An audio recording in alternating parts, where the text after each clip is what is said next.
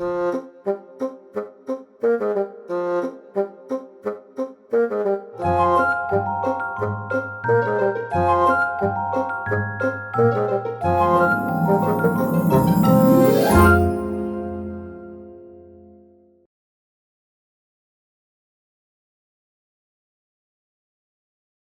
yours working?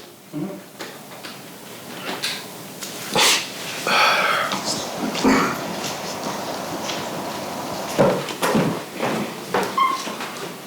All right, we're just gonna start easy. Can you give me your name, age, and where you're from?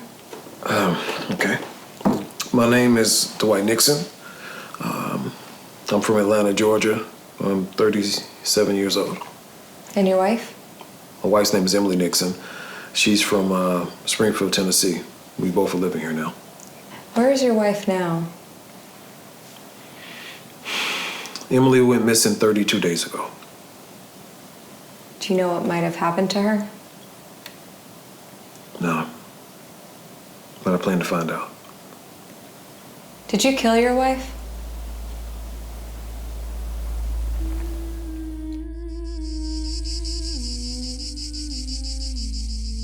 My name is Kaiser Whitmire. Me and my college classmate Charlie Burris are film students in Nashville, Tennessee.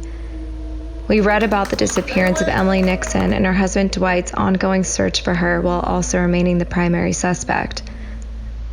We thought it interesting enough, so we inquired about doing this interview. What we thought was going to be a single day of filming turned into much more than that. Something more mysterious, more unexplainable. 911, what's your emergency? More sinister.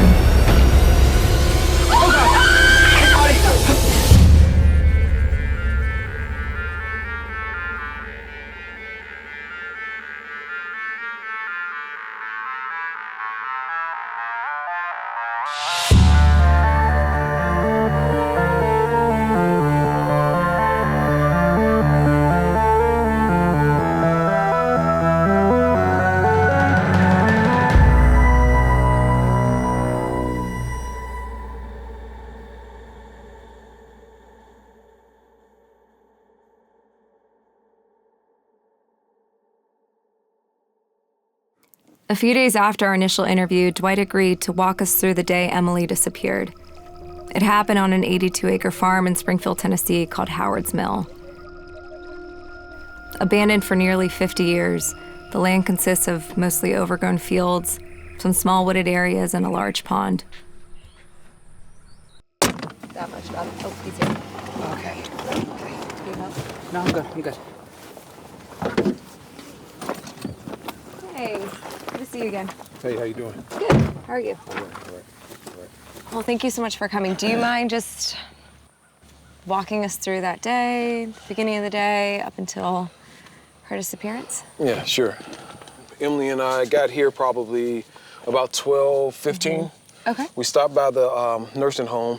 Emily's mom is in the nursing home. Oh, okay. And we made sure she got her meds and talked with her for a minute, then we drove up here. Yeah. What were you guys doing over here again? Metal detecting. Metal. That's right. Yeah. Okay. So when you did bring him in, was there anything off about him? Nothing stuck out at first. He had a good recollection of the day. And what were you doing on the property?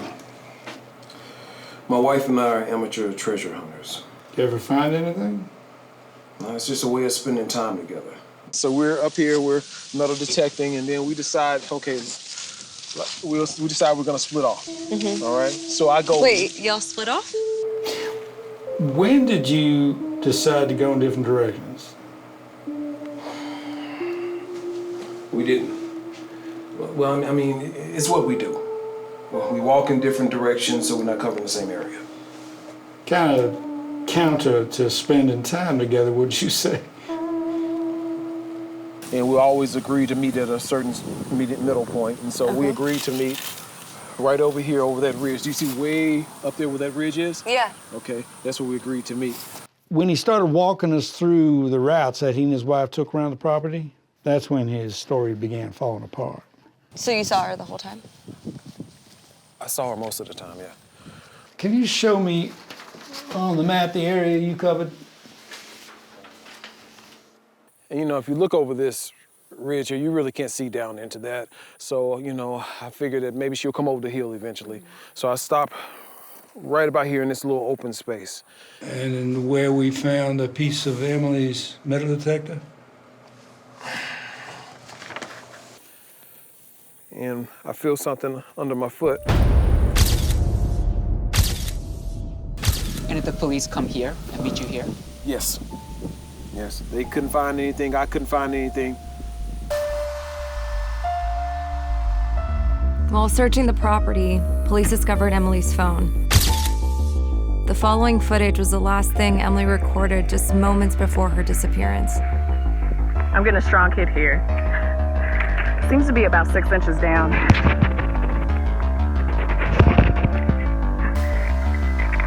do we have here? Dwight's gonna be so mad. He never really finds anything. I'm not sure what it is right now, but it seems kind of heavy and metallic. I'm gonna have to get it home to wash it off.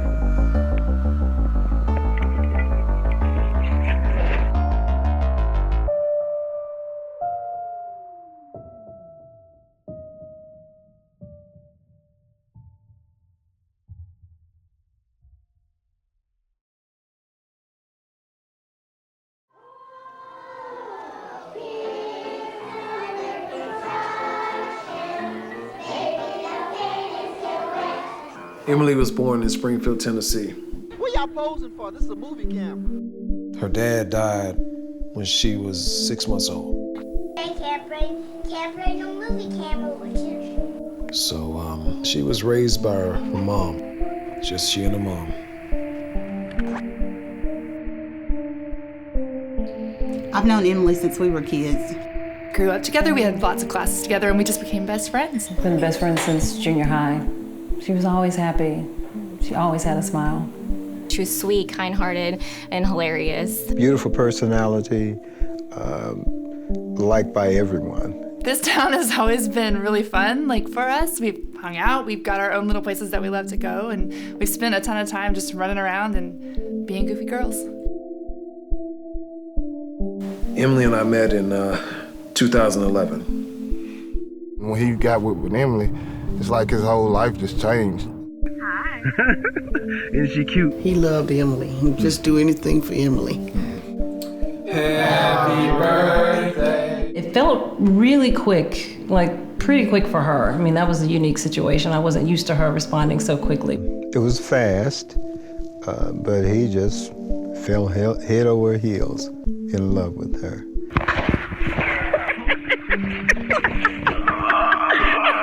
We got married in 2013.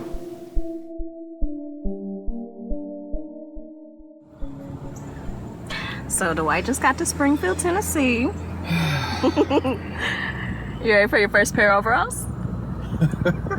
What, you think we didn't have them in Atlanta in the 1990s? I just hope you don't care if I one strap on with no shirt, Jodeci style. Ooh, you know whatever. Well, I think you're gonna love living here. It's a great place to raise a family. So you're ready for a family? Maybe.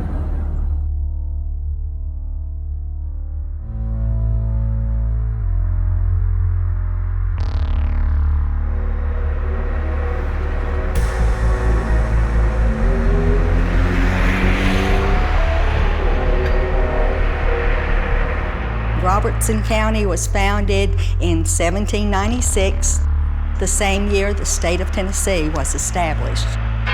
It is a small town, but we do have a lot of history. We have tobacco, we have the whiskey industry. It's a wonderful place to live. Been here all my life, so far. I feel like everyone's family here.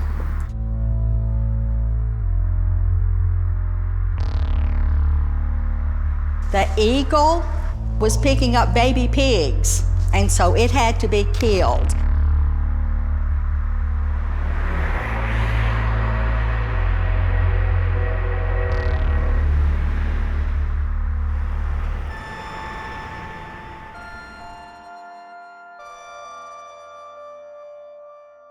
Did you ever regret moving here? No, not at all. Even if it means you never see Emily again? No, I don't regret moving here, and I definitely don't blame moving here for Emily's disappearance. Is it possible that Emily just left on her own? Absolutely not. She wouldn't just leave.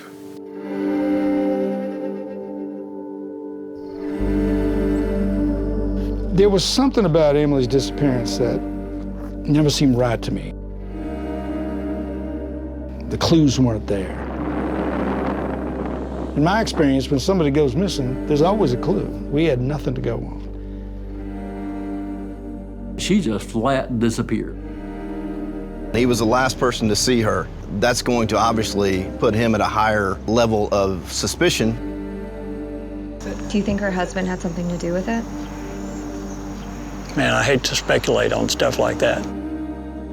Well, in this case, with she being gone a month, I would likely expect to find a body instead of a living person. Of course, everybody's got an angle. Who you gonna believe?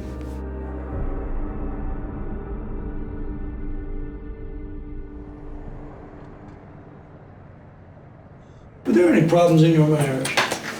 No, we didn't have any problems. Not any different than any other couple. Any major fights recently? No.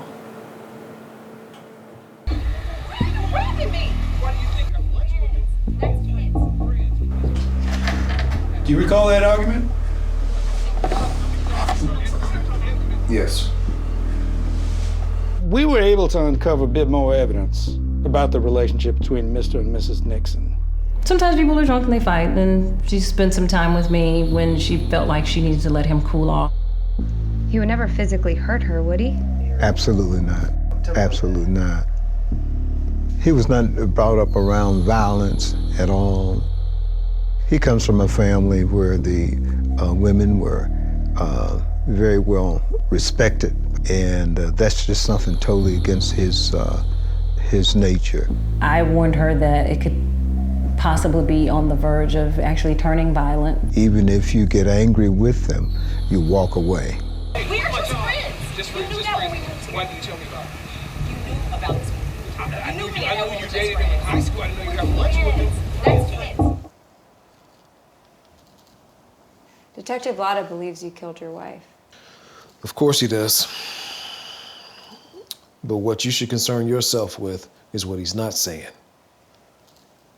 This has happened before, right there on that same property.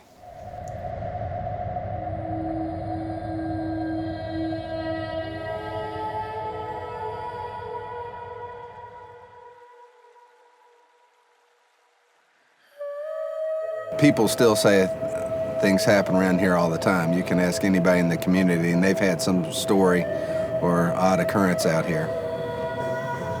It's kind of a local novelty.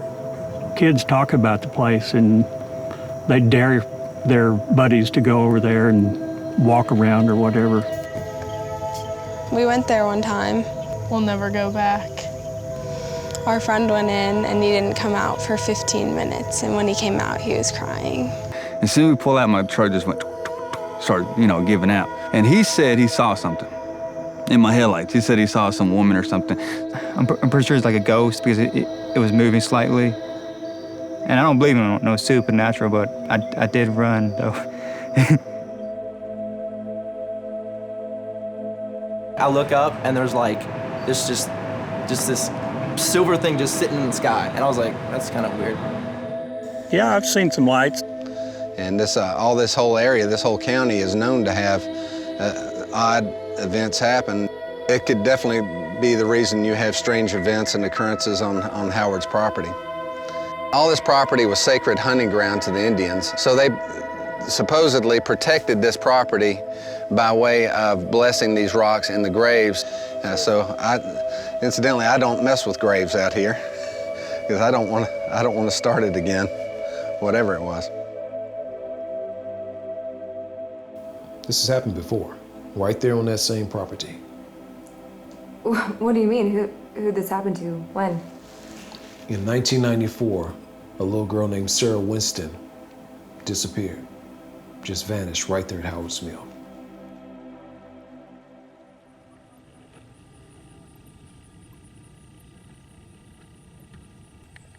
feed some chips to the birds. Yeah, did you see that blue heron?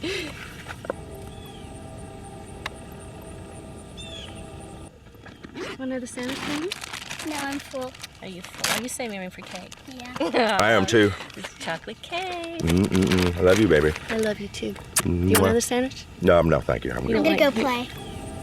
Be careful up there. All right, love you too. You don't like that cheese, do you? I don't think I do. Look how fast she's running in her boots. She's running now. Sarah. Sarah, you okay? She's playing around. What? I don't see her. Uh-huh. Sarah? Sarah. See. Sarah. Let's see what happened. Come on now. Sarah. Sarah. Sarah! Sarah! Good Lord. Where'd she go? Sarah! Sarah! Sarah! Oh my God. Oh my God. Where'd she go?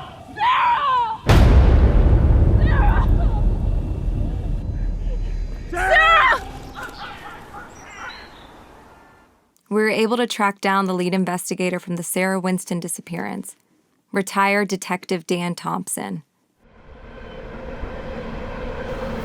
So you worked the Sarah Winston case? Yes, I did. It was a real tragedy, that one. What do you remember about it? Oh, I remember everything. Everything. She went missing practically right in front of her parents. Broad daylight.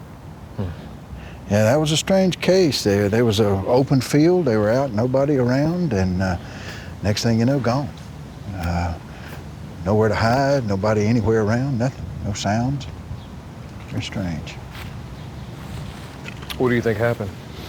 I'm not sure. That case was never solved, so I never found an end to it. We found an address for Roger Winston just outside Bowling Green, Kentucky.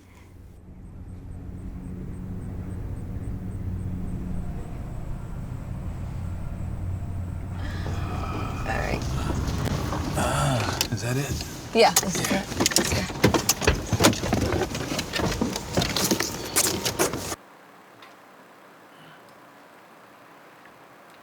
It was a Saturday.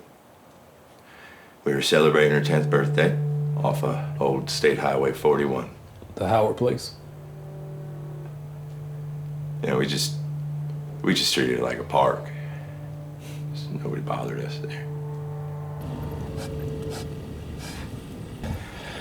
She liked to run around. Did you see that blue heron? She is the happiest kid I ever saw. I love you, Dad. And you didn't see anyone else around? Nah, it's just us.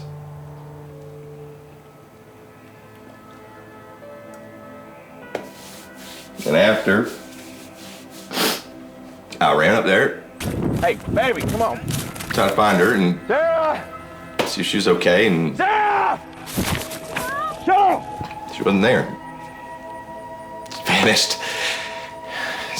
Poof. It's gone. Gone.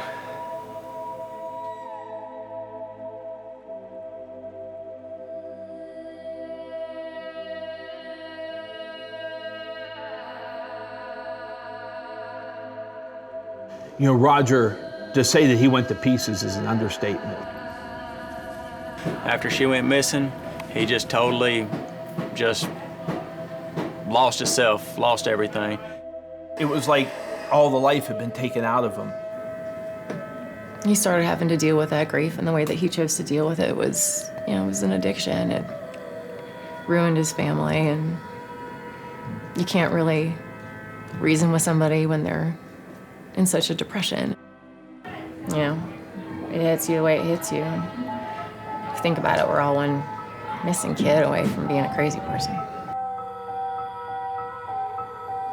Then he started chasing all these theories. He's not the person I knew back before this happened. How can you say goodbye when they're still out there?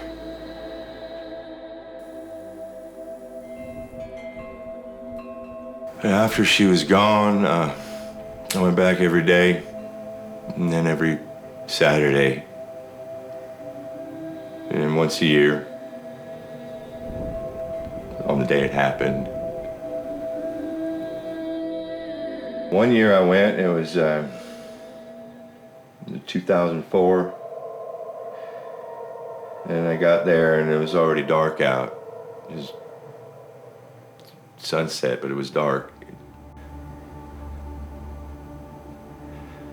It looked different now.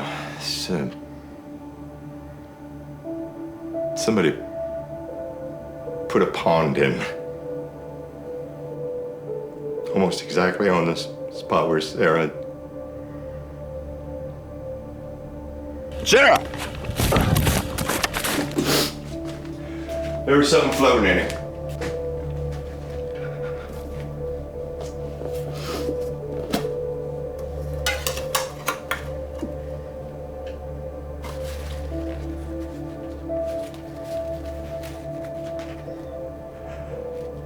Found this there that night. You know, it was wet, but it was spotless. Just like the day she made it. There's no way this was laying in the dirt, floating in that pond for 10 years.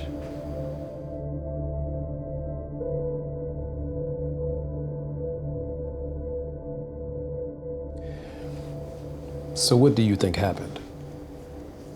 I think she was trying to come home. Come home from where?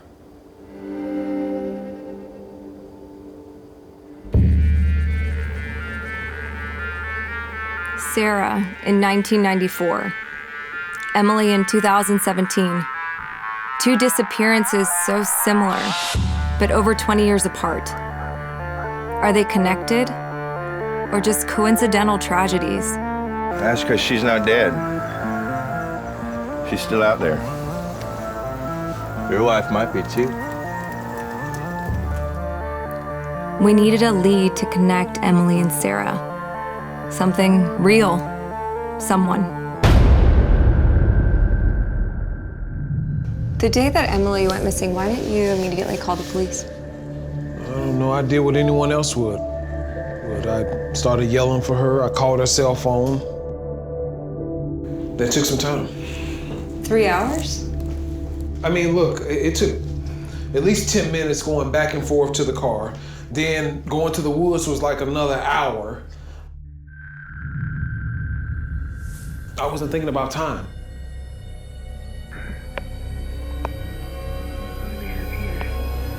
Can I show you something?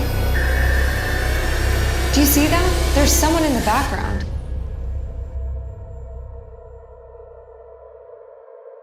Why am I just seeing this? Because we thought it could be you. That's not me. That's Wayne.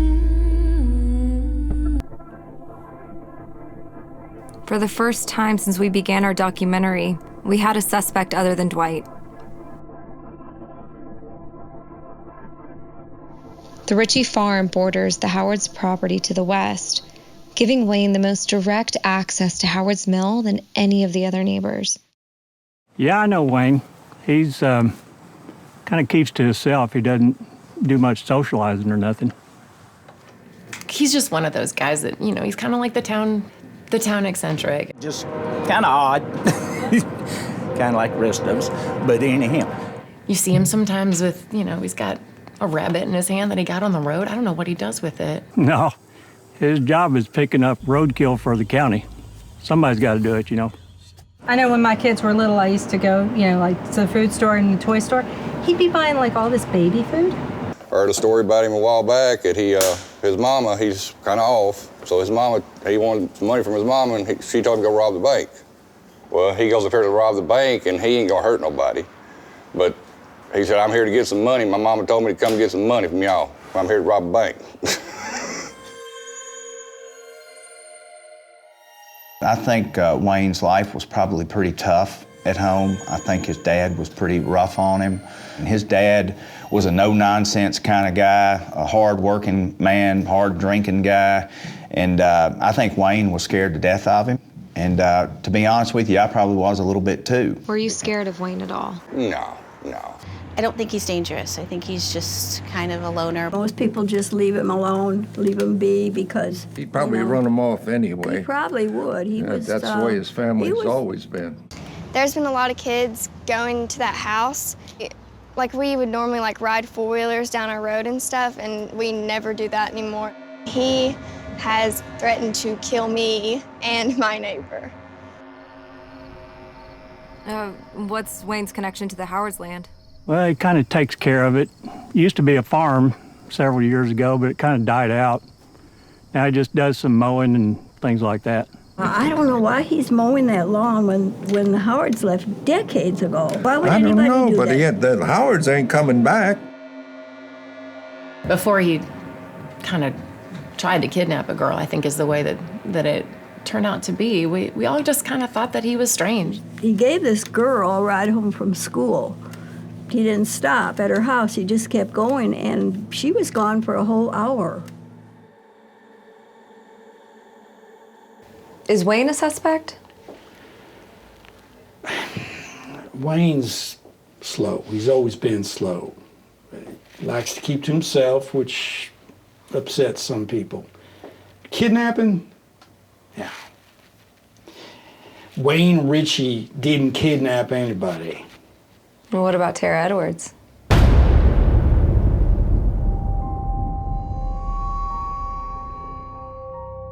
Although Wayne Richie was nearby during the disappearance of Emily Nixon and Sarah Winston, we wrote him off as a harmless, misunderstood recluse.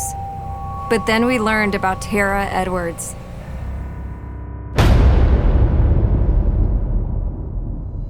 Yeah, I was 14.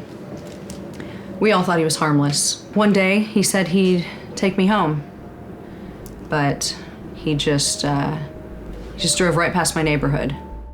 Apparently, Mr. Richie had gone to the school in his car, and my daughter doesn't have a car to drive, so offered her a ride home. They drove towards the house, and when she said, "This is my house, just let me off in front of the house," he kept driving.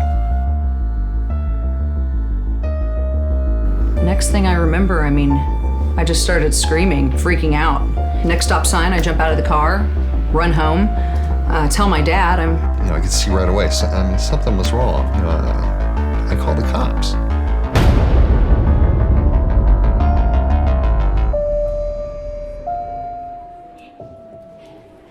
Oh, I remember Wayne Richie very well. It was my second year as a teacher. Wayne was not a very good student, and his heart wasn't in it. Never really got in a whole lot of trouble. He just didn't do much while he was here. Obviously, he has something wrong. It was a little awkward because he would come, he was not a student here, but he would come up and even enter the building at times. So we ran him off on a number of occasions. I didn't think taking a ride with him was a big deal until he had that look that, it was just blank. There was nothing there. I think it was just a big infatuation on his part that had gotten to a point that it was probably not healthy anymore. I never thought he was capable of hurting someone until that day. His intentions weren't good. Now Wayne, he did have an uncle or a cousin that was on the police force, tried to make it look like it was an innocent misunderstanding. Of course, it went away, and Tara's dad was pretty upset about that. What I remember what the cops did was nothing. With Emily and Sarah Winston both missing so close to his property, that's just too much of a coincidence. So yeah, you're damn right I want to talk to Wayne Richie.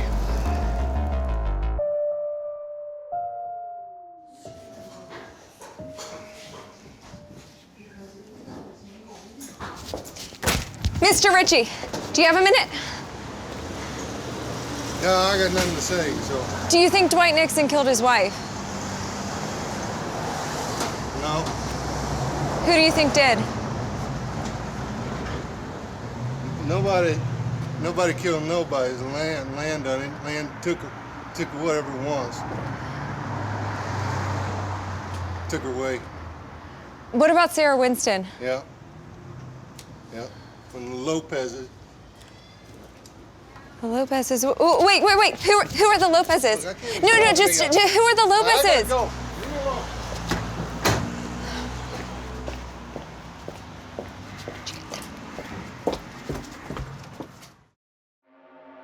Wayne's mention of the Lopez's led us to a third missing persons case connected to the Howard's property.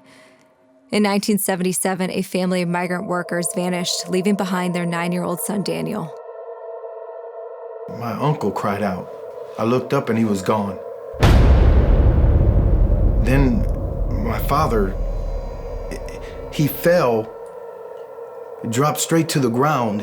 He was reaching up for my mother's dress when he was going down, and she was gone too.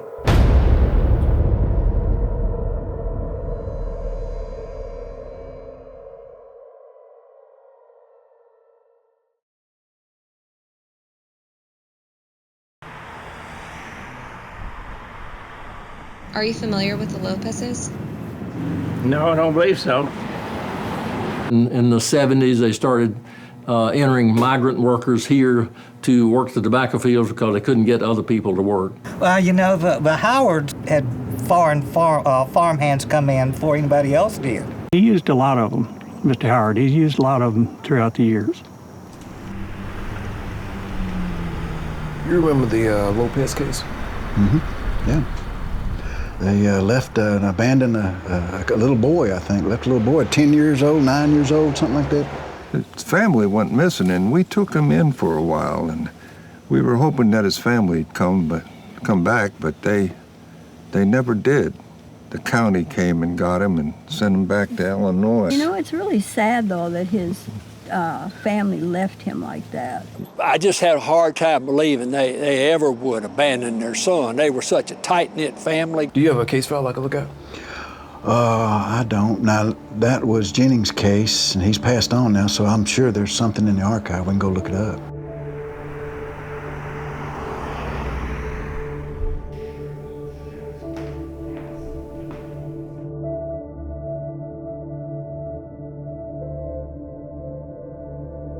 I'm Helen Jennings. David Jennings was my husband. What did he do? He was on the police force here in Springfield. He was on the force, gosh, for 40 years plus, and he was promoted to detective in 1969, I think. Is there a lot of detective work in this town? It seems pretty quiet. Well, it does, but you'd be surprised. We had a lot of crime here, including murders. Any cases that stood out in particular? Oh, yes.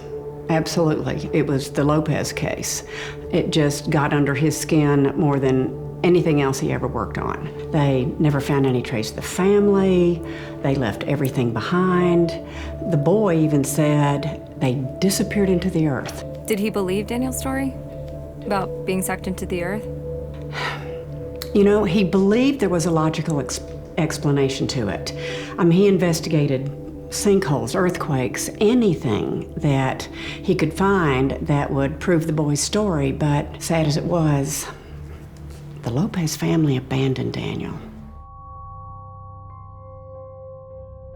We were able to track down Daniel Lopez, who is now living in Raleigh, North Carolina.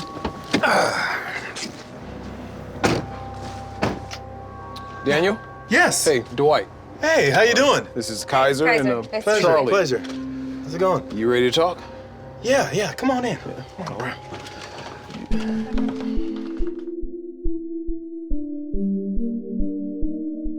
Let's start with you telling us who your parents were. My parents were migrants. We all traveled together. So what brought you and your family to Howard's Mill? Howard's Mills was a big tobacco farm. We spent many months there. Do you remember a man named Wayne Richie? He lived nearby. We spent some time together. We didn't have much in common, but neither of us really was around other kids. Tell us about what you remember about the day your family disappeared. It was Late afternoon, I was about 20 steps from the old barn. My family was out in the fields loading up the pickup truck with the day's crop. Can you describe that field? It was directly behind the house. The ground dipped down and started to spring right back up into a ridge. They were about halfway up the hill, maybe about 100, 150 yards from the house. My uncle cried out. I looked up and he was gone. Then my father, he fell, dropped straight to the ground. You remember it that well? Yeah, you couldn't forget something like that. I got scared, so I ran. Went back to the last spot where I saw my family. After a while, a police officer came and got me. I want to show you something. This video was taken in 1994. No, I'm just gonna go play. All right, honey, I love you. Be careful up there. Dad. All right, love you too. You like that cheese, do you? I don't think I do. Dude, look how fast she's running in her boots. Oh my goodness, honey. Her birthday boots. She's fast. Oops. Yeah, yes. That's exactly what happened. Her name is Sarah Winston. Okay.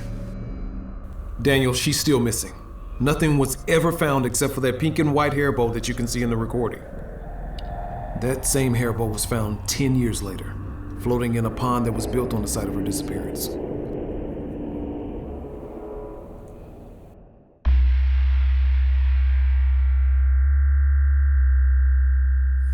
So Dwight is out there marking the location where the Lopez's were working, and we're about 20 steps from the old barn, which would put Daniel right here. Hey, how's it going out there? Well, based on Daniel's account, this is the spot where the family disappeared. The family was gathering supplies right here where I'm standing. And guys, looking around, I don't see any obstacles or anything that you can hide behind. So how fast do you think it would take to get to the tree line right behind you?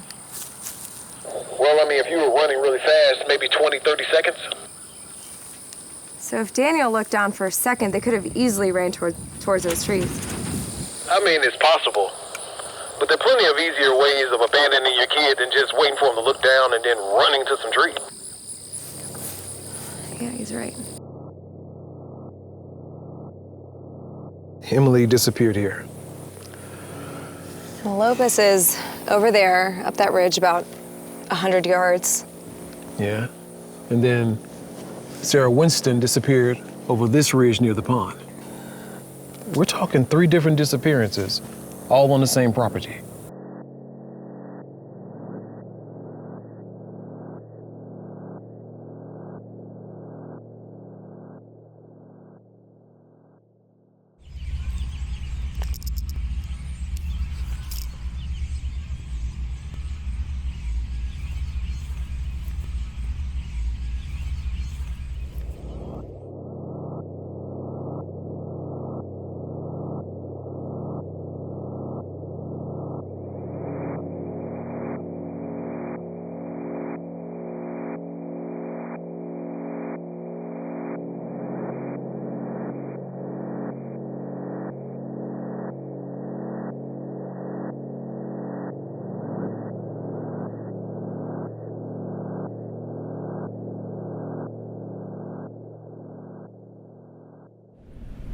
To get a better idea of the geological layout of Howard's Mill, we visited the Robertson County Archives.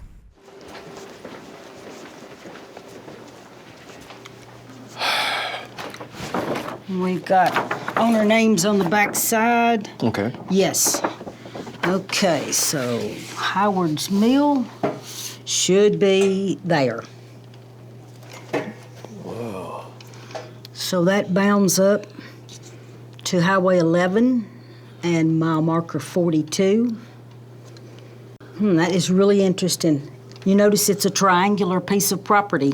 You seldom ever find triangular pieces of property like that one anymore. Yeah, I see that. Are there any other properties like that here in Springfield? I doubt it.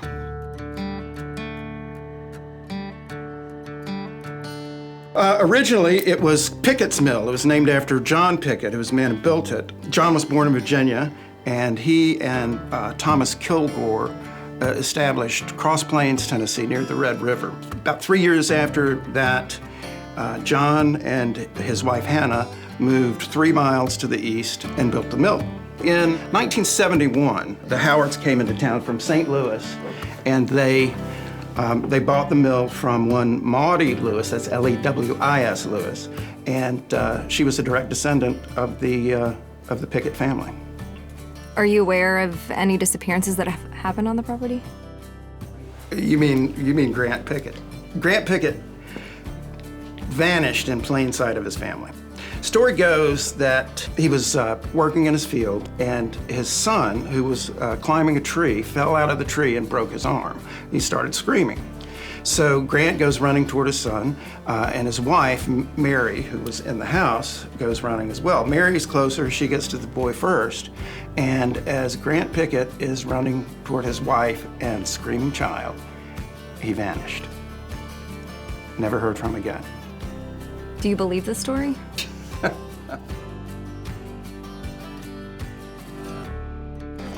So this book should contain the current deed for Miss Rebecca Howard. All right, here we go. So it is currently Rebecca Howard's property to do with as she pleases. Now, I've heard a rumor that Miss Rebecca wrote a will and that it says that she's giving this land to the city at her death. So the city has no jurisdiction over the land?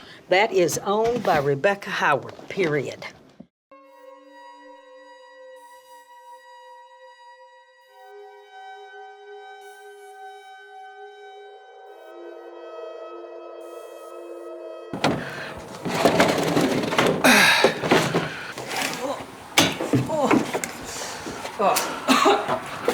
You got it? Good. Heck yeah. All right, thank you.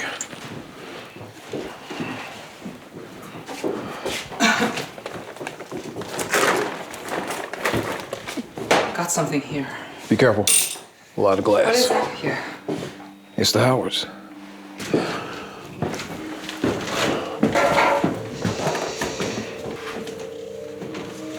You guys see this door?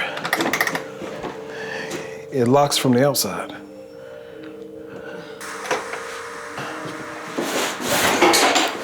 We've got some kids' clothes over here. The Howards didn't have any kids. I thought they didn't have any kids either.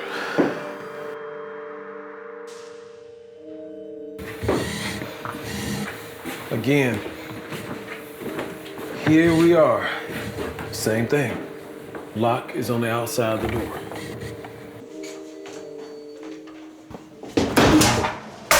Thank God, it's a door.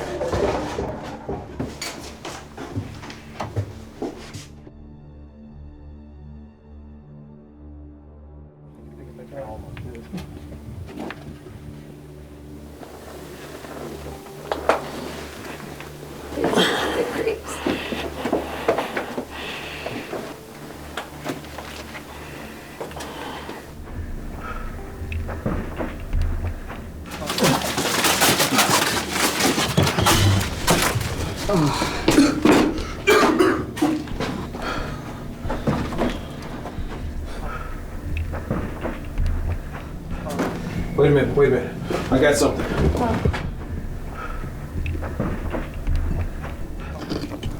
What is this?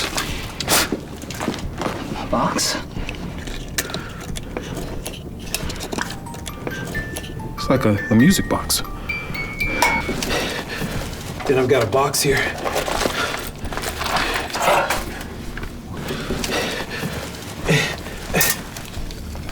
Wait a minute, I got something. Pictures. It's a little girl. Who is she? I don't know.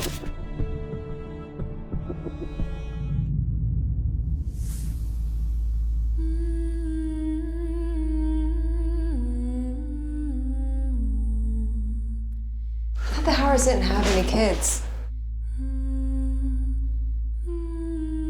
I thought they didn't have any kids either.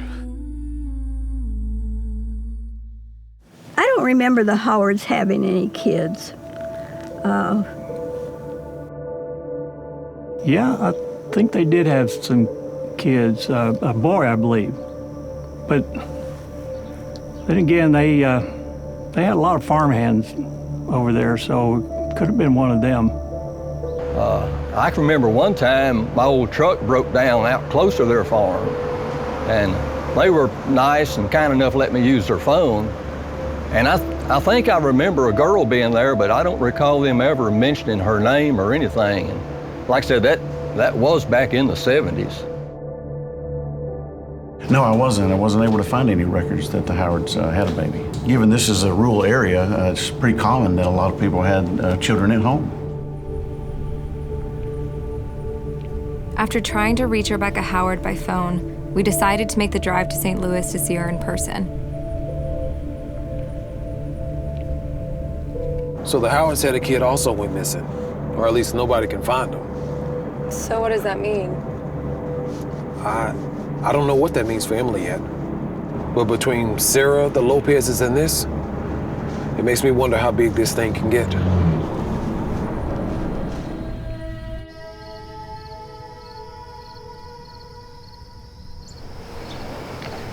After the Lopez incident, the house didn't feel like home anymore. It felt cold, soulless. I started feeling like people were watching me. There's been a recurrent theme in a lot of the sightings in the area from people who really have no contact with one another, and that is of these tall, slender figures who are watching.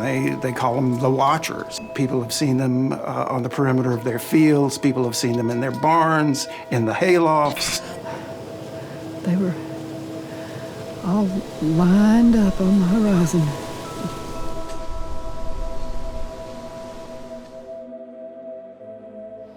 I called Glennice a miracle. We tried for 15 years, prayed. I was nearly 40 when I found out I was expecting. She was playing like she always was. I went down to tell her supper was ready.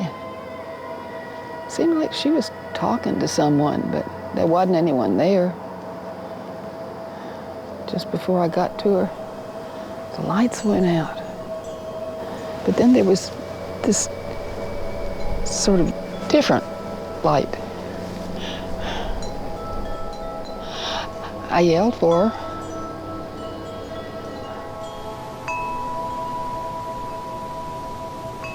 They were telling me to leave. Like that land was theirs, not mine. I thought if I did what they said, they'd bring her back to me.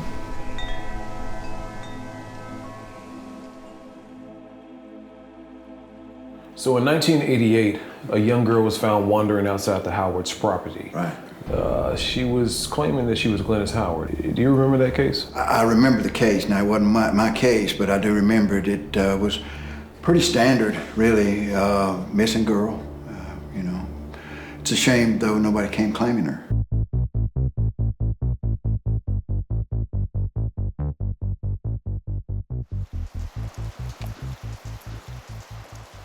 No one here now was here back then, but I was able to find a little info for you.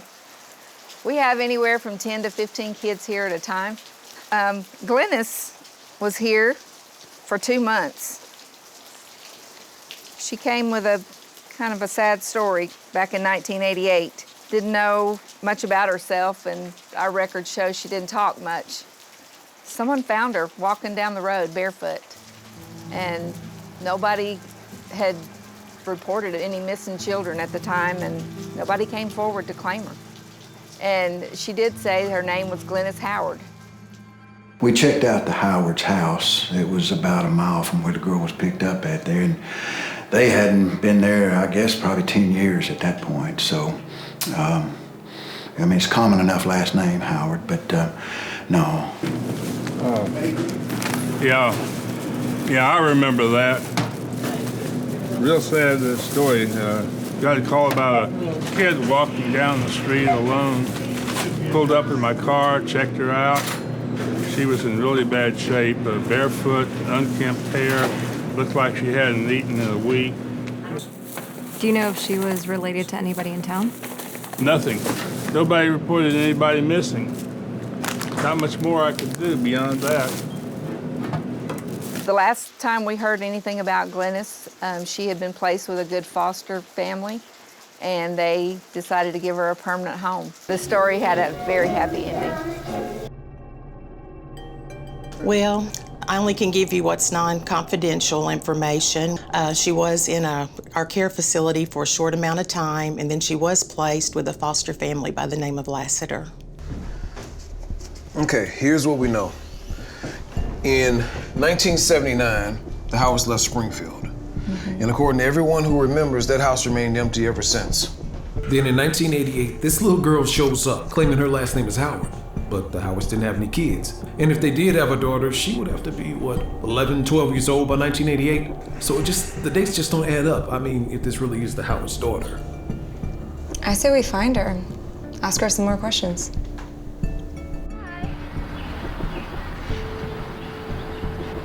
Look at Mommy! Behave like a little lady. You are 6 years old. Stop jumping on that couch. So, how was she as a child? Oh, she was a very special child. Yeah, smart, funny. You couldn't ask for a better daughter. Sweet as could be. But we knew right away. We just knew that we were meant to be a family. That's all I can tell you. 1989. And that's whose birthday? Yours. Is it your birthday? Huh? Wow. What have you been doing today? All right. If you don't mind, for the camera, would you tell us your full first name and last name? It's Glennice Williams. Williams is my married name. I got married last summer. So, tell us a little bit about your life growing up. Well, you know, I'm happy to tell you the story I told everybody else back then, but I was little. I was really little though, so, you know, I think memories can change. But I was playing inside. I mostly only played inside, and somehow I ran out. I don't know, I was chasing something, or it's not really clear, but I got all turned around and I couldn't find my way back.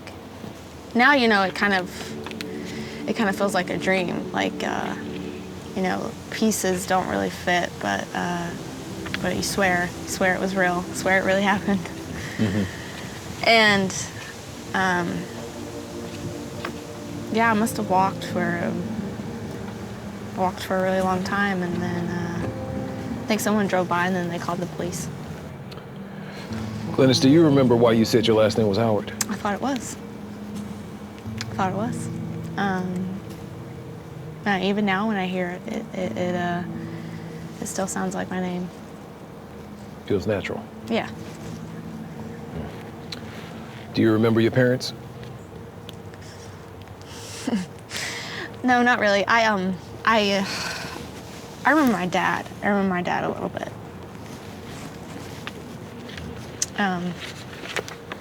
You know, and people told me about the real Howard family, started to talk to me about it, and told me that there was no way I could be their kid, that even if they had a kid, it wasn't possible I could even be theirs because of my age and the time they lived in the house, you know, timelines and stuff, and it just, nothing that would make sense to me, a little kid. You know, a big part of me always felt like I was Glennice Howard, and so when I was 16, I actually looked up the real Howard family, called them up, and I thought, you know, if we could see each other, it would clear everything up. You Yeah, know, yeah, people yeah. would believe me, but I was wrong. I had never seen them before. You know, I've pretty much given up on that dream.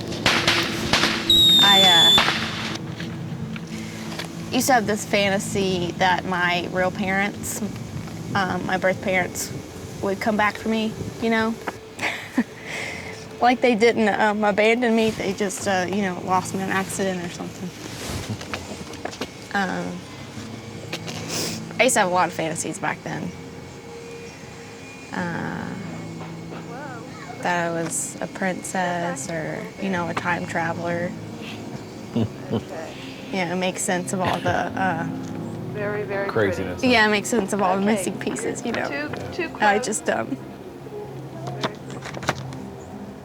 you know, I always wanted to be something special. Speaking of missing pieces, I've got something I want to show you. Do you I know this. You recognize that box? Yeah, We found that in the Howard's house. It was buried with some other things. oh yeah, I remember this. I think you wind it on the bottom here. Yeah. Oh my gosh.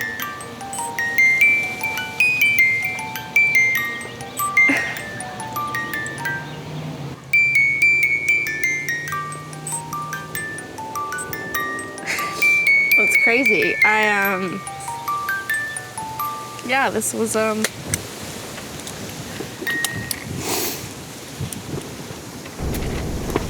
this was mine.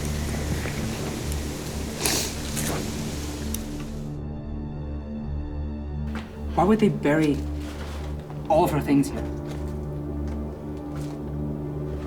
I don't know. What do you think?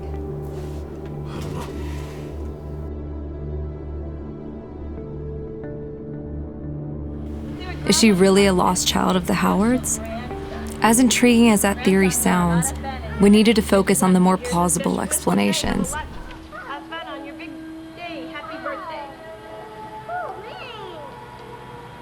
During our investigation, Dwight was called back in for questioning, as more evidence of his possible involvement was discovered. Do you know this man? I don't believe so. Edward Baker. Yeah. Sure, I'm sorry, yeah. Were you aware that your wife knew him? Yeah, they went to high school together. Edward Baker was born and raised in Springfield, Tennessee, and was a close childhood friend of Emily. Their friendship turned into something more when they dated throughout high school. They were sweet together. I thought they were the perfect pair. They seemed pretty cute, you know, very flirtatious around each other. High school sweetheart. Eddie was 2 years ahead of us. Yeah, they were always together. When she went off to college, they broke up, unfortunately. They tried the long-distance relationship, but it just didn't work out. So when she came back here, they started hanging out again? Yeah, I mean, he worked a few blocks away in this office building over here down on 8th, and he'd come by for lunch or, you know, just to visit.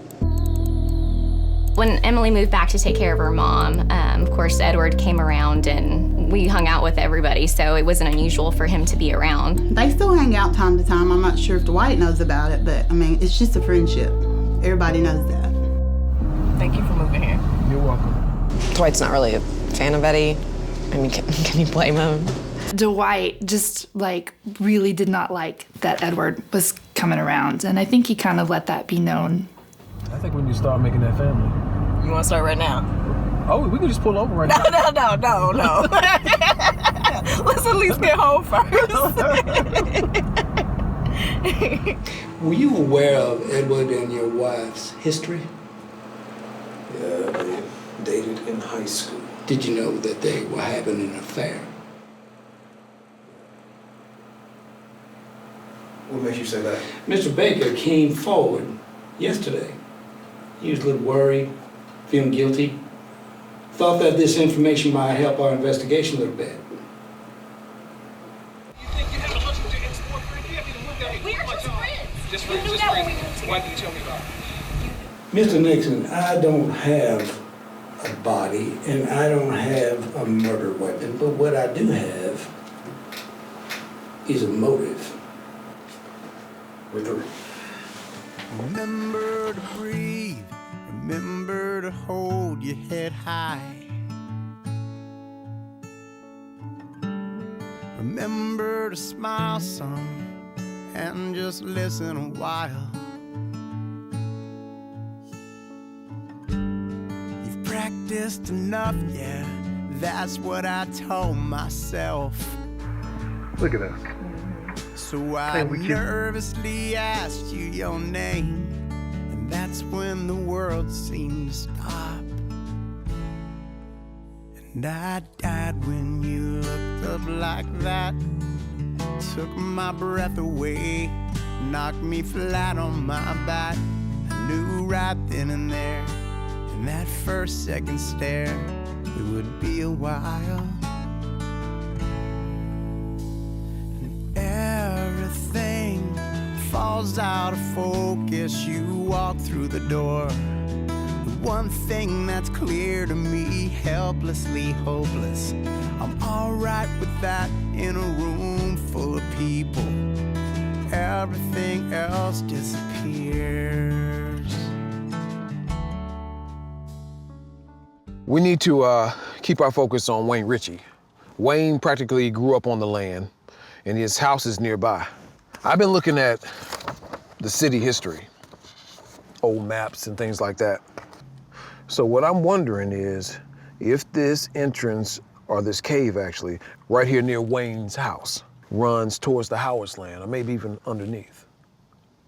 We need to check this out and see if we can find any tunnels or anything like that that maybe some of these people could have just fallen into. We headed out to find the cave and see if it could answer some of our questions. Not knowing the exact location of the cave, we decided to split up to cover more ground. Charlie and I headed directly east, while Dwight headed northeast. Yeah.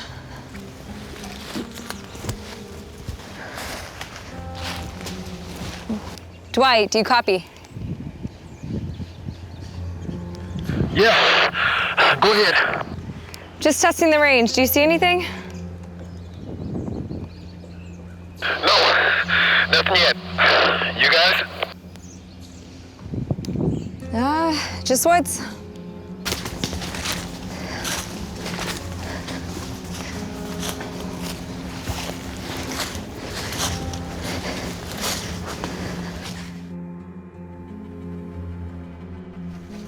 Charlie, come here! I found it! Seriously? Yes, it's gotta be. It's the only cave we've seen. Come on. Dwight, do you copy? Dwight. He's probably out of range. Probably goes down 20 feet. It's narrow. Okay, I don't want to risk the camera. I'll get you shoot on my phone. Yeah, let's do that. Okay, let's go. Okay. Charlie, how you doing? I'm doing okay. All right, How'd be you get careful. down there so fast? You know, that's a good question.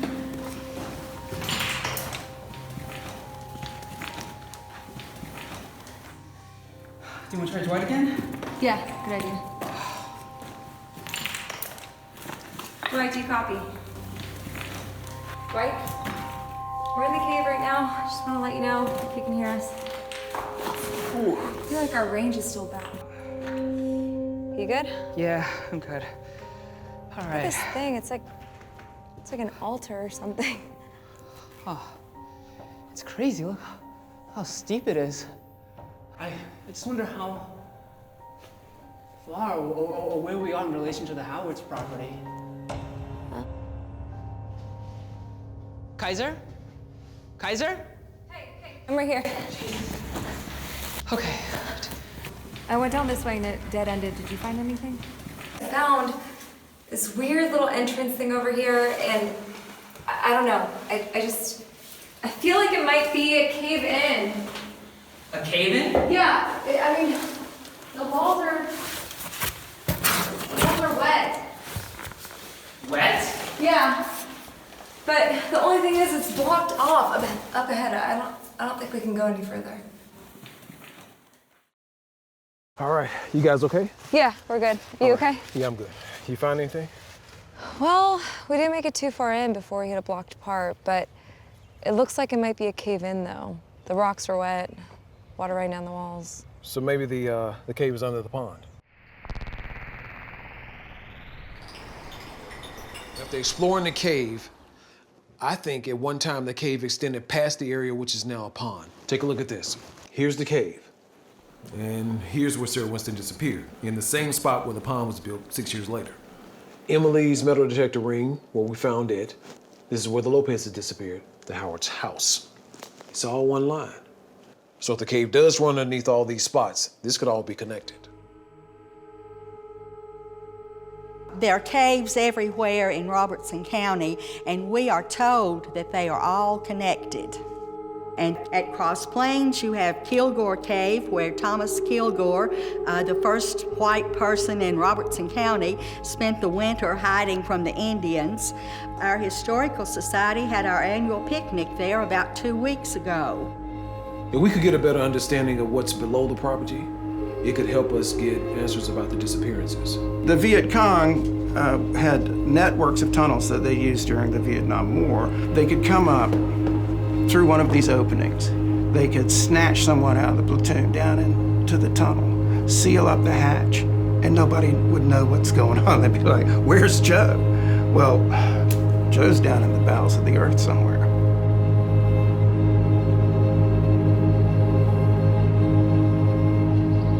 Right now, they're going to be running some ground penetrating radar over the top of this site.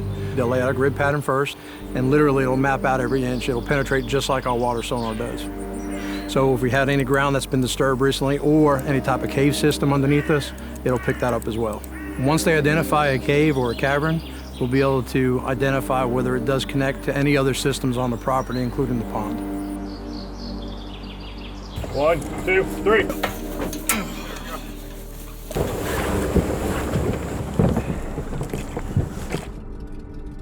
We're looking at the side scanning sonar, which is directly underneath the boat, penetrates all the way down to the bottom of the lake. Okay, so if there's a body, it should appear like a white blob or a white... Yes, on either screen here, it'll come up either white or kind of grayish. It'll pick up anything that might have fallen into the lake accidentally and maybe drowned, such as an animal. So we don't want to put a diver down on something that's not truly a human remains. As you come up here, if you look at where the boat is right now, directly underneath there, you can see a black kind of indentation to the red U, and that's an indication that there is an opening there. By opening, do you mean like a cave, or? It can be a cave, or it could be just a really big depression in the bottom of the lake, but that would appear to be a cave. It's going that northerly direction, almost directly underneath where the boat is right now. So in the same direction as the house? Same direction as the house. Have you guys ever found a shaft that connects to a whole cave system? Absolutely. And that's most of the time what you do find. You'll find a smaller opening that'll lead into a bigger cavern or a bigger opening. Diving in the shaft is extremely dangerous because only one diver can go in at a time. So we're going to take every precaution we can to make sure the divers stay safe. Which one of you are going down the shaft? T-Roy. So you've done this a few times? Yes. What's it like down there? It's tight. So what we're seeing in it right now is low visibility. You see by the GoPro. Located the shaft. Topside copy, located the shaft. Proceeding down the shaft. The walls are rock solid. Topside copy. Rock wall, entering the shaft. Real good sign that we're in rock wall, so this potentially could be a cave system. This shaft should connect us down to the bottom. This is not the bottom of the lake. Okay, he's about 10 feet down now. I've reached the bottom of the shaft. Feeling the walls. Hang on a second. Solid. Looks like I have a dent set here. Solid. Looks like I have a dent set. Topside, we have remains. Topside copy, we have remains. They have remains. You can start to see a little bit on the GoPro, and you have it here on the sonar. You can see the difference in that whitish gray we were talking about earlier. You can start to see the remains right there. We don't know what kind of remains, though, right? We don't know until he can physically and visually get up on top of it.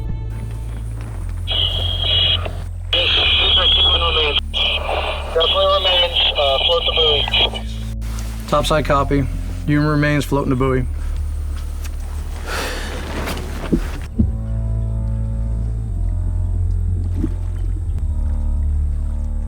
This is Susanna Connor reporting for Channel 2 News from an abandoned piece of farmland outside of Springfield, where skeletal remains of a young girl have been found.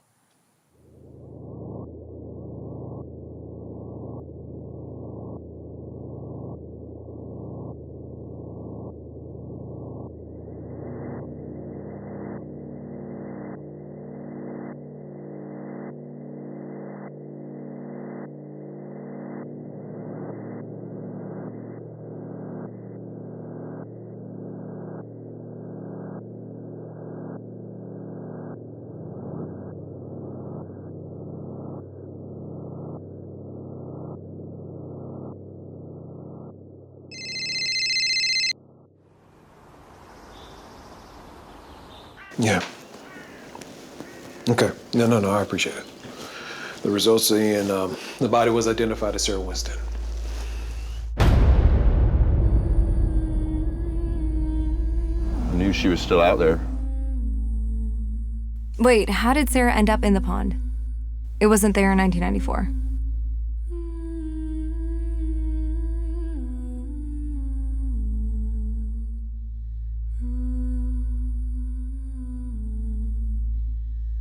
So if the Howards left Springfield in 1979 and haven't returned, then who built that pond on their property? That big sinkhole opened up over there. It was in '98 and just boom, like that. And that hole was massive. I went over there several times to just stand there and look down in the thing. It was huge. With the Howards gone, nobody went up there to put any sign to warn people about it. And a farmer's cow wandered off and ended up in that sinkhole. Fell right in. We did get her out, though. She's kind of shaken up, but she's okay. Yes, sir. Because of safety purposes, we agreed to fill the pond in with water. Well, they went in and filled it with like rock and hard clay and stuff just to try to build a base in it where it would retain the water. Who filled up that sinkhole? Wayne Richie. That pond was built by Wayne Richie. Wayne Richie. Well, I loaned him the equipment to do it with in exchange for fishing rights, of course. You know, my first thought was that he drowned her somewhere else, kept her body, and then moved her back to the pond once he built it.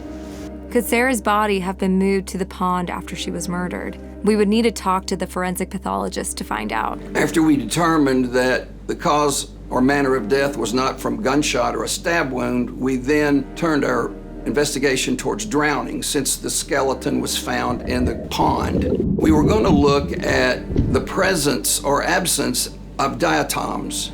Diatoms are photosynthesizing algae that are present in every aquatic environment. When we studied the bone marrow, we noticed diatoms present, indicating that the cause of death was drowning. Every body of water has its own unique and distinct form of diatom, kind of like a fingerprint. We took a sample in the pond at Howard's Mill and studied the signature of the diatoms present.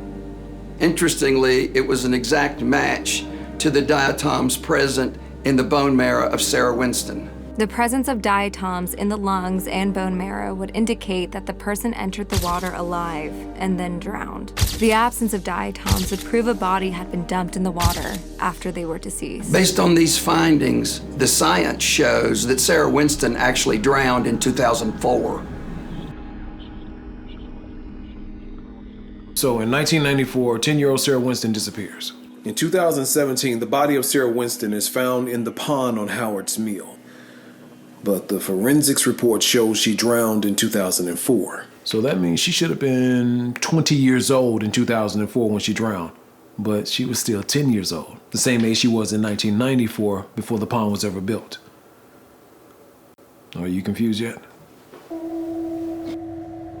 Human time travel may not be probable, but it is potentially possible. Technically, we are all time travelers. In the past 24 hours, I traveled one day in time. I presume that you did too. The real question is whether or not different people travel faster than others. Einstein thought so. In the case of Sarah Winston, you have forensic proof that a 10-year-old girl disappeared and then drowned at the same age 10 years later. The Glennice Howard story doesn't have the science to back it up, but the coincidence of them both happening on the same piece of land is compelling. Are you saying you believe that Sarah Winston traveled 10 years into the future, returning to this exact same spot she disappeared, where a pond had been built and then drowned? You have two related cases of people with age discrepancies connected to the same location, and one of them is still living. I would ask the one that's still living.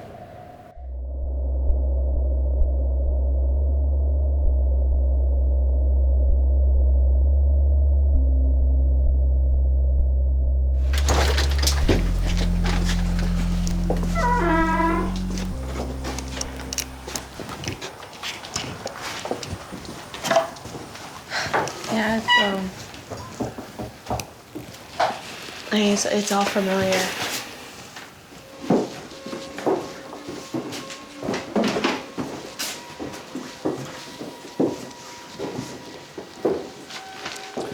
Your old room. No. No, I've never been in this room before. But this is the only child's room in the house. Oh, I don't remember this room. When I remember I took naps, though, upstairs in this room.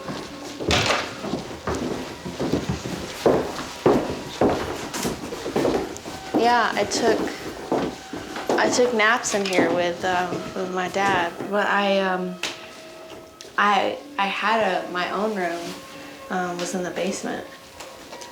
So. The basement.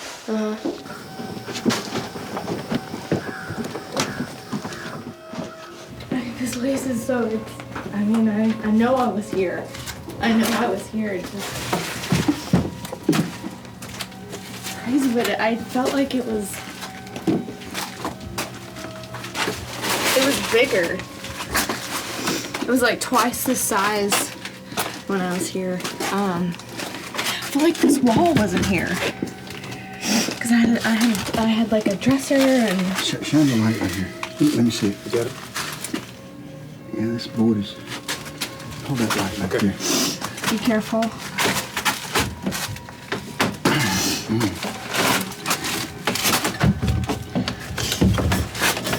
Get it? Yeah, be careful. Oh my God. Yeah, there's something in there. Yeah. I knew this wall wasn't here. I knew this wall wasn't here.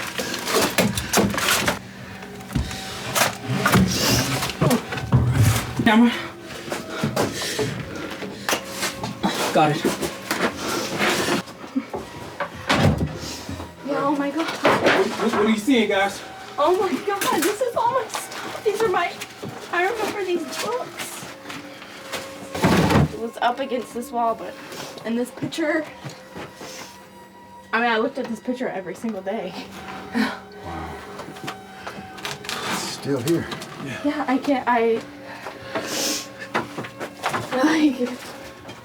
I'm kind of in shock right now. I'm shaking. In this bed, this was my bed. Yep, this was my bed, and all my little things. And oh God!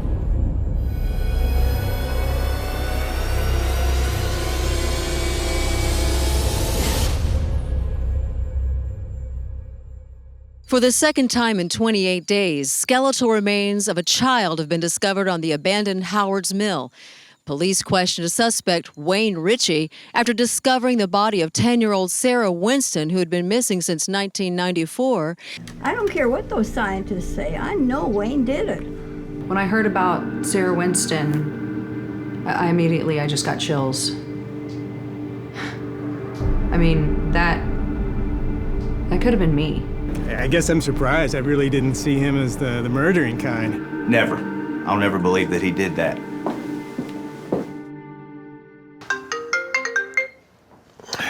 Hello? Hi. Yes, this is Glennice Williams. I was watching the news and the man, Wayne Richie, I think they said his name was, I know him. I know who that is. You've met him? I'm positive that that man is my father.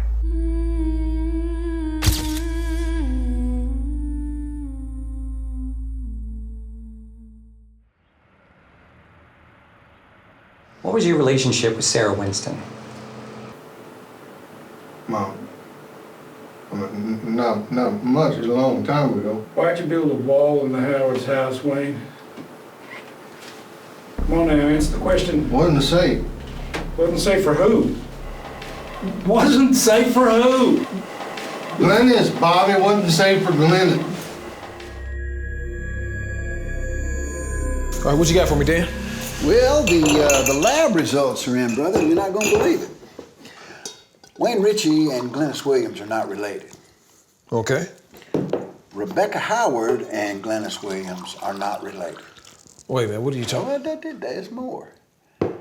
Rebecca Howard and Jane Doe are related.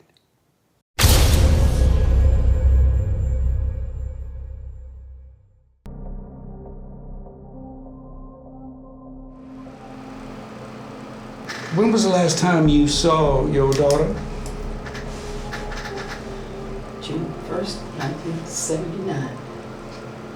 Specific. It's not the kind of thing you forget. She went missing. You and your husband didn't tell anyone, you didn't report it to the cops, you packed up, you left most of your possessions behind. Is that right? Not exactly. Well, what part of that is not factual? She didn't go missing. Not exactly. She was taken. By who?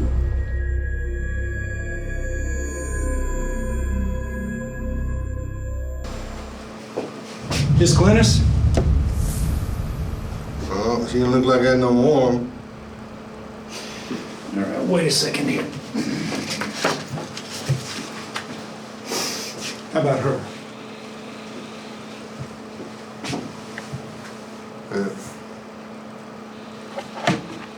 Now, Wayne, I don't understand. Why do you know her? I don't know who that is. That's Glennice Howard, the real Glennice Howard. Wayne Richie didn't recognize the photo of the real Glennice Howard, but was able to identify Glennice Williams, although referring to her as Glennice Howard. He seemed just as confused as everyone else. First time Glennice went missing, she was just a little baby. That Howard woman, she was scared. They wasn't talking about. And then she was gone just like Daniel's parents. No, the Howards went away. They didn't disappear, Wayne. A few years later, I walked through that field and heard crying. Saw a baby out there, Bobby. Glennice come back. Flies was all around her out there in the middle of the field. Wait, Wayne. You found a baby? Why didn't you tell me? Well, I thought anybody knew. Then they might find out. They might come back for her, take her back where they took her first time. I was just trying to make things the way they was before for her. Figure she's better off. Why'd you build a wall in the house, Wayne? Last time I was down there, there wasn't nobody down there. Okay. All right? I know that. Things were getting dangerous down there. Cotton Wind is playing down there. And the pipes were exposed. Leaking, seen a rat down there. So I walled it up. And you buried some children's toys down there too? Yeah, well, same matter.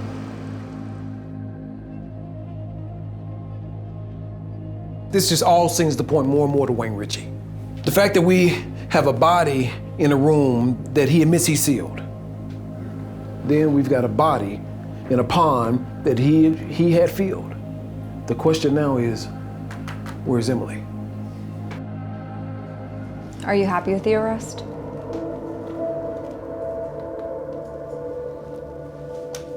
So are we done? No. I still need to find my wife.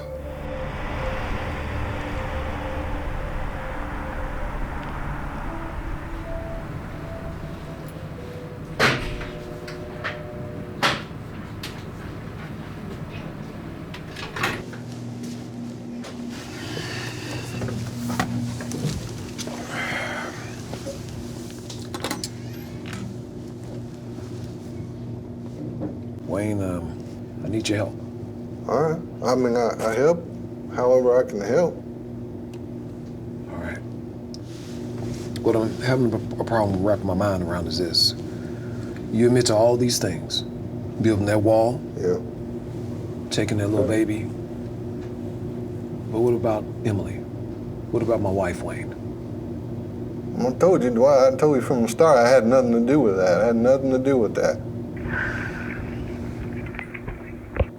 Why are you in the video she took right before she went missing? That's you. Standing right there. Oh, no. If that was me, it's because I go out there.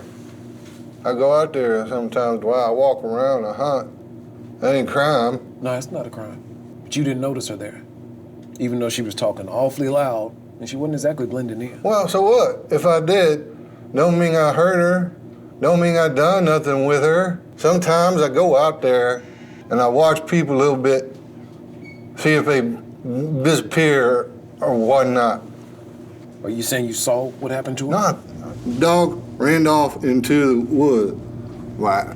And I followed the dog into the wood. I figured she went home. If you don't have anything to hide, why are you always chasing people off that property? 'Cause I want to make sure nobody out there disappears again, right? And I want to make sure nobody else pops up. Like Glennice done. You just walking by? I was just walking by. They took her, not me. Who? Who took her? I had nothing to do with this. I had nothing to do with it, but This girl disappeared. Y'all this girl disappeared only a few weeks ago. Who took her, Wayne? Now, you know you got several people out there that claim they saw lights, but there's no proof of that, so we can't go anything there. Now, you've got the Lopezes, you've got Sarah Winston, and you've got Glennice Howard all disappearing from the same land. Sarah! Sarah! Honey, did you see where she went? Some people believe, theoretically, that the potential for traveling through time, forward through time, is possible.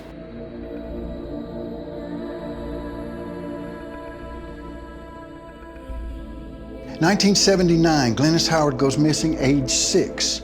All right? She shows back up forensics report that Glennice Howard's body found in a wall dead at age 6. Look, that's 10 years. Sarah Winston disappears at age 10, 1994. 10 years later, forensics again says she shows up drowned, dead, but the same age. There's also the twin paradox. The idea being that if you take identical twins under the right circumstances, one could travel to space and, returning, have aged slower than the one who remained on Earth. Now, what's with the 10 years? You tell me how they disappear at a certain age, their bodies are kept, and then they show back up dead at a certain age. So you're saying that Emily will come back in 10 years? More importantly, will she show back up in 10 years the same age as when she disappeared?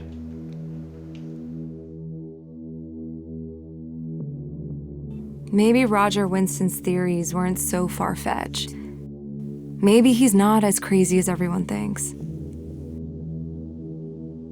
Twin Falls, Idaho, 1987. This is an interview with a boy named Cole Thomas, 8-year-old boy. He claimed he'd been missing for 2 days. And when they found him, he'd only been gone, he said, for minutes, okay? So the only thing that he remembered was the distinct feeling of being watched. Texarkana, Arkansas, 2001. Right? I saw my sister climbing through the second floor window, but not really climbing. It was more like she was floating. And when I got to the window, she was gone, right? And there were triangular lights that appeared at the horizon. The lights coming in the window. They would rotate and move. The lights floating in the distance. I got a lot of this stuff here, and it's just missing persons and with no recollection of where they've been, okay? Just they all know that they've been watched. They were all lined up on the horizon, watching.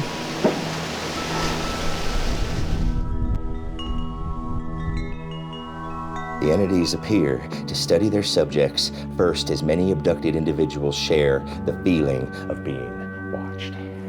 Right? Sometimes months before the incident. While there are numerous vivid accounts of abduction, there are just as many lost time incidents, right?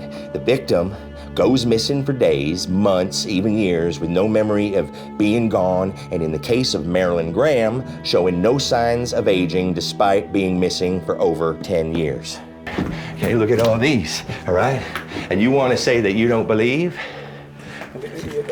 I'm looking at all this, but what are you saying here? What am I saying? Just read it.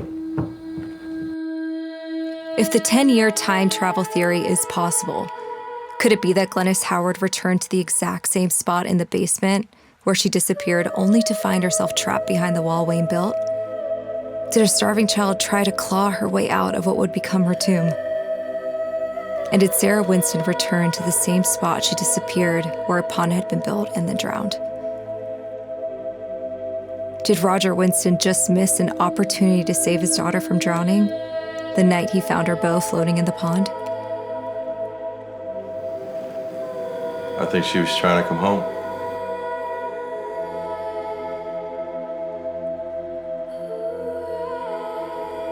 But then what about the Lopezes? Where did they go? And what about Glennice Williams, who Wayne found in the Howard's field? Where did she come from? And then there is a reason why we started this journey. Dwight's wife, Emily. Maybe it all doesn't add up perfectly, but something unnatural is clearly happening on this abandoned piece of land called Howard's Mill. Now you need to understand, sometimes it takes people and sometimes it gives people. Best just to stay away. For the first time in my life, I really don't know what to think. I mean, we finally got Wayne Richie in jail. And I don't know if he did it, Kaiser. You got people moving at different speeds, reappearing and disappearing. Little girls just popping up in rooms with no windows or doors. And Emily, can't find my wife. This whole thing's crazy. It's just got my mind just spinning. I feel lost. So what are you gonna do now? Keep looking. Do you think she'll come back? I mean, yeah, I had to believe that. But if she doesn't, I will be right here 10 years from now, waiting on her.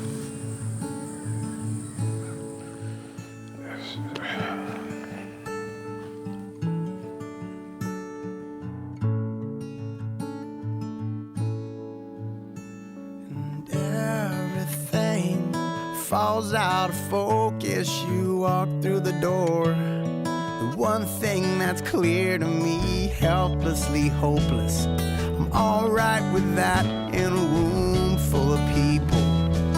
Everything else disappears. Everything else disappears. Everything else disappears. Everything else